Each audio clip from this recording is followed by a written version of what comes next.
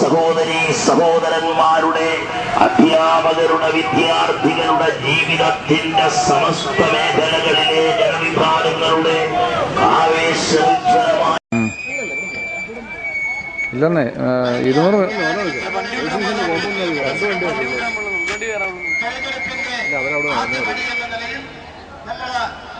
ഐക്യജനാധിപത്യ മുന്നണി സ്ഥാനാർത്ഥിയെ ആരംഭത്തിലേക്ക് കടക്കുകയാണ്. ഇലക്ഷൻ കമ്മീഷൻ നിർദ്ദേശങ്ങളും ചട്ടങ്ങളും നിയമങ്ങളും കർശനമായി പാലിക്കണം. നമ്മുടെ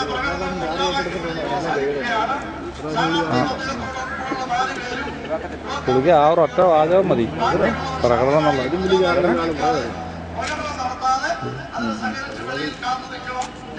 ഞാൻ തന്നെ നിങ്ങളോട് പറഞ്ഞില്ലേ അടുത്ത പാർട്ടി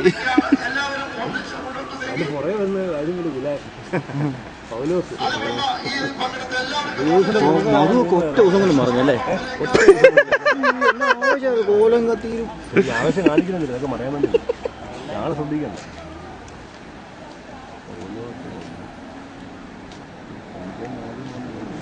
പഠിച്ചില്ല ദിവസം എന്തോ അതെ അതെ അതെ അതെ ഞങ്ങളുടെ പോസ്റ്ററുകൾ മുഴുവൻ നശിപ്പിച്ചോ? രാത്രി നശിപ്പിച്ചു. മുഴുവൻ കയറിയിട്ട് അതിന്റെ മുകളിൽ കയറ്റി ഒട്ടിച്ചിരിക്കുക.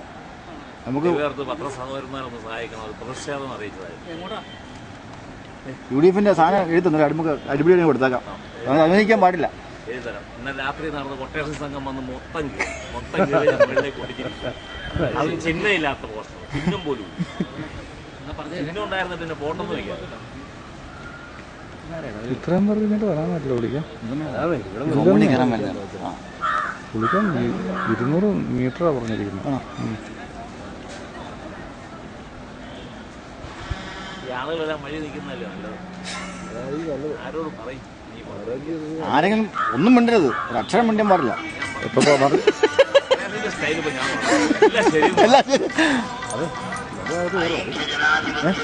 അതെന്താ നമ്മൾ കയറുന്ന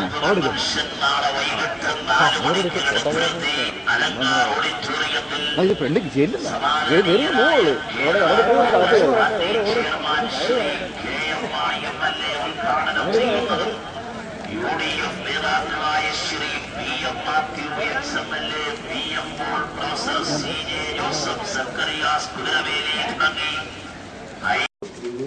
അതുകൊണ്ടാണ് ഈ ഇതിനുള്ള പേര് PM മാത്യുവിന്റെ പേര് മാത്യു എന്നാണ്.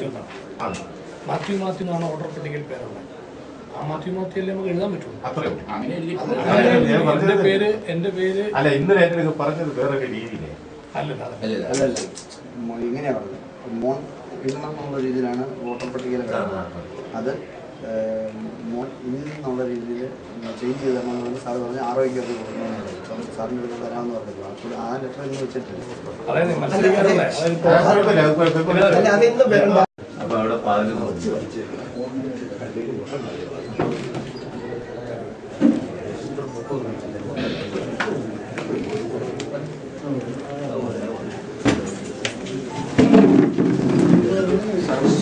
Come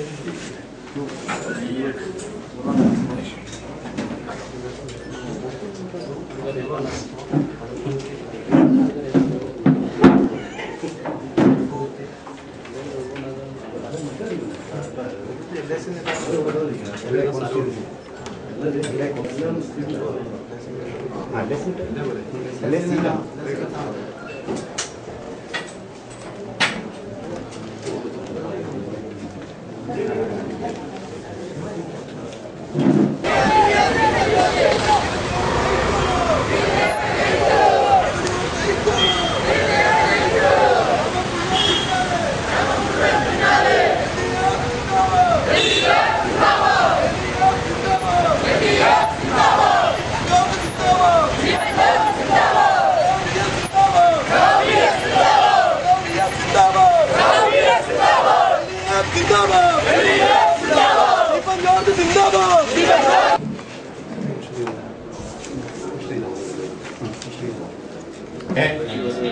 എന്തായാലും ഇലക്ഷൻ പ്രക്രിയയ്ക്ക് വേണ്ടിയാണ് എന്നെ ഇവിടെ നിർത്തിയിരിക്കുന്നത്. കഴിയുമ്പോൾ ഞാൻ എന്റെ സ്ഥലം അമ്പലം.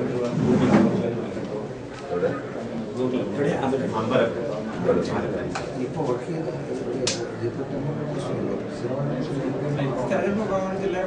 അല്ല ഇപ്പോൾ വർക്ക് ചെയ്തോണ്ട് ഓഫീസിൽ അമ്പലപ്പുഴ വീട് അവിടെ തന്നെ. വീട് അവിടെ തന്നെ അമ്പലം.